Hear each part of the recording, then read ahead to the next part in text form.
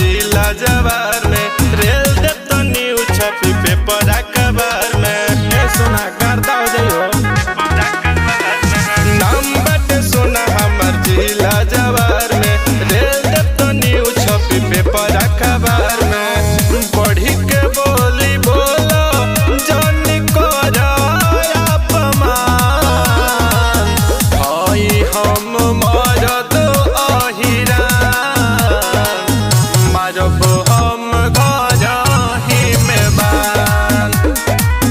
हई हम मरद अहिरा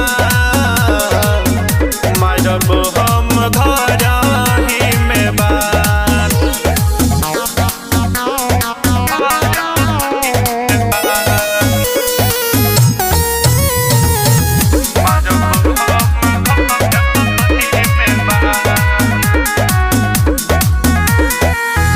नाम हमर चले सोना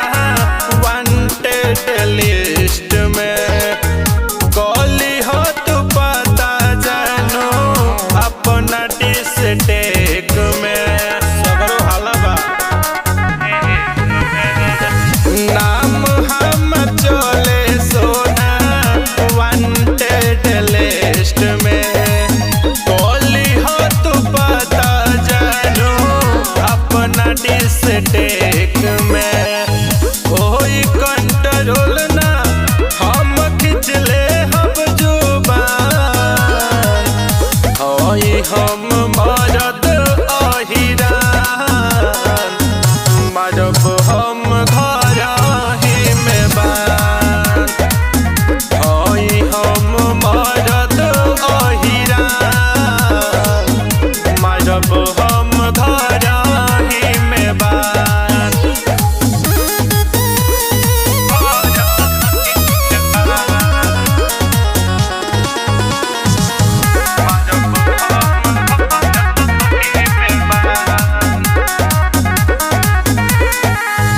आगवा न आवे अब केहू हमरा डर से राइफल के नोक पाऊ उठाई ले हम घर से उठाई ले वो आगवा न आवे अब केहू हमरा डर से राइफल के नोक पाऊ उठाई ले हम घर से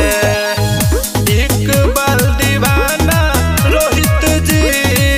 लाके हई हम मरद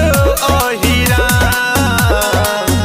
मारब हम घरही में बान हई हम मरद अहिरा मारब हम घरही में बान जिला के डॉन हो।